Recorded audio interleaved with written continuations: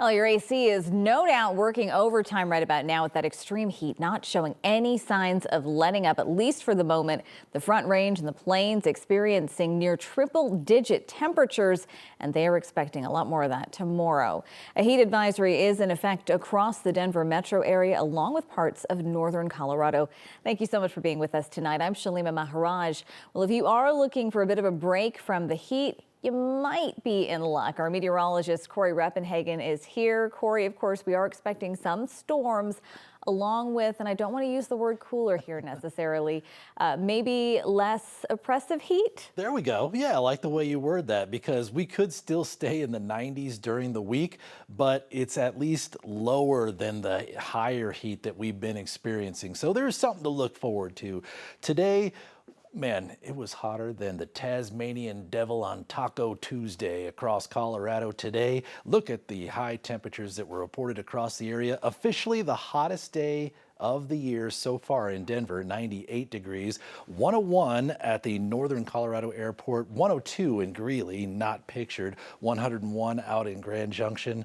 Man, big heat across the area, and we could crank that up just a little bit more coming up tomorrow. We're watching the last few monsoon rain showers push across the Grand Valley and other parts of the western slope into Utah tonight. Those will also be back in parts of the high country tomorrow with some flood potential out there. Here's the high temperatures forecast across the state and our area. 100 in Denver, 103 in Greeley, 101 in Grand Junction. Even a few of the mountain towns, even with some monsoon clouds in the area, could still hit 90 degrees for tomorrow. We have that weather impact alert just to highlight or give a focus on just how unusual those temperatures are. A good 9 to 10 degrees above the normal. And here's that relief. So this is why you probably don't want to call it cool, because it's still July temperatures here in the low 90s. We do have 180 on the board, and those rain chances look pretty decent here. Enjoy whatever comes, because the heat will return. I'll have more on that coming up in the full forecast.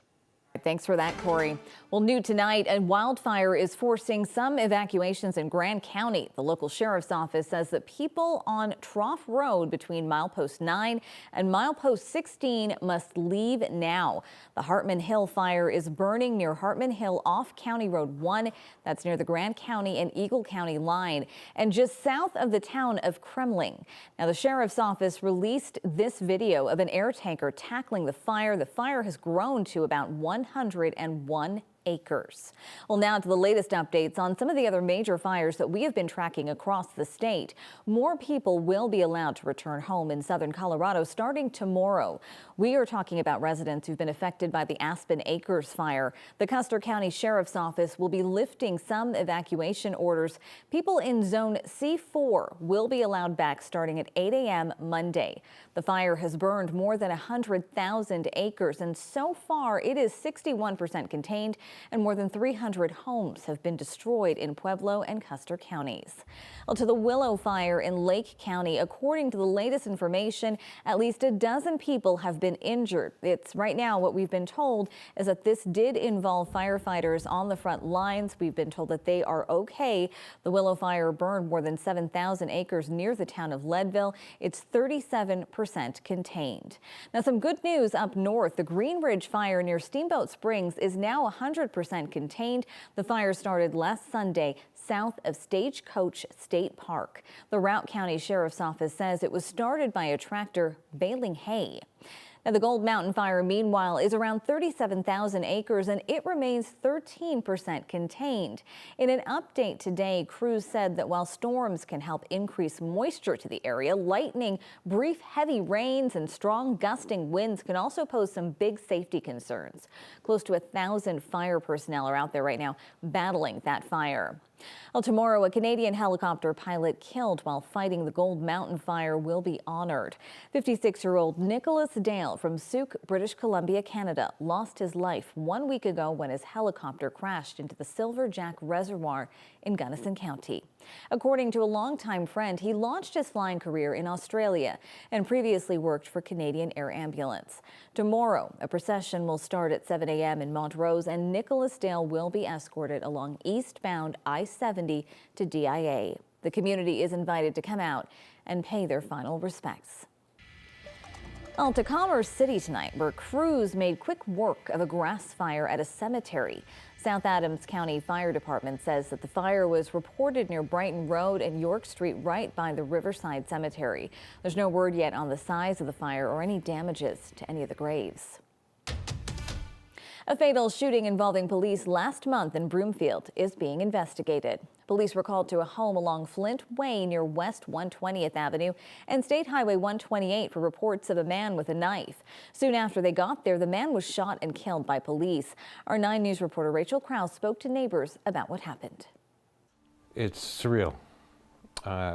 We keep expecting him to come walking up the driveway. After living next door to Morris Selden for more than a decade, it's hard for Scott and Kate Tackett to believe he's gone. He was a big fixture in our neighborhood. He was outside a lot. He was a gentle giant. And gone too soon.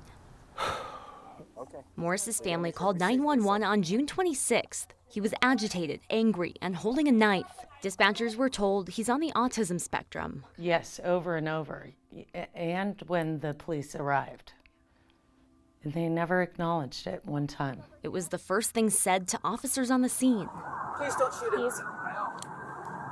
He's mental illness. Everybody is away from him. He was extremely agitated, but also you could tell he was very confused and scared. His family was close by, his 86-year-old mom right behind Morris in the house. Officers drew weapons quickly, one a taser, the others with guns. Hey, Morris, can you please drop the knife for us? Police asked Morris to talk to them. He told them he didn't have shoes on. While trying to comply and follow directions, the tasers hit him. He was on his way down and was shot as he was falling. Scott and Kate say that same bullet hit Morris's mom, injuring her. Broomfield PD has not confirmed that. It was an absolute egregious use of lethal force. And the end result is that a man is dead. And it didn't have to happen. They say they don't understand why police shot Morris, saying he needed mental health supports, not a bullet. No, I don't believe he was a threat to a single person. Now, Scott and Kate are coming together with their neighbors and calling for transparency and accountability from police after the shooting and improved mental health supports in hopes the next person in crisis gets the mental health supports they believe Morris deserved. Now, we reached out to Broomfield Police about the story, but have not yet heard back. The 17th Judicial District Critical Incident Response Team has taken over the shooting investigation. Kate and Scott, meanwhile, they say that they are planning on taking this to a Broomfield City Council meeting next month. Well, the Avon Police Department is investigating the theft and destruction of several of its law enforcement cameras yesterday. Police say that 2 speed reading camera poles on Avon Road were destroyed. Another was stolen. In another incident, police say a license plate reading camera mounted at the corner of Stonebridge Drive and Highway 6 was taken. A light pole at that location was also knocked down. Police are asking anyone with more information to come forward. On the agenda at Denver City Council, whether to change the city's nightclub licensing and allow bars and clubs to stay open until 4 a.m. But last call for alcohol would still be at 2 a.m. 9 News reporter Spencer Soisher is live for us. And Spencer, not all bar owners are raising a glass to this. No, and not all of the concern is related to that 4 a.m. closing time to begin with. That's optional anyways, but it more so has to do with some of the required record keeping that bars may have to do, as well as crowd enforcement that may be tied to the rule change. Denver may let the party rock until the early morning. A 4 a.m. let out with a 2 a.m. last call.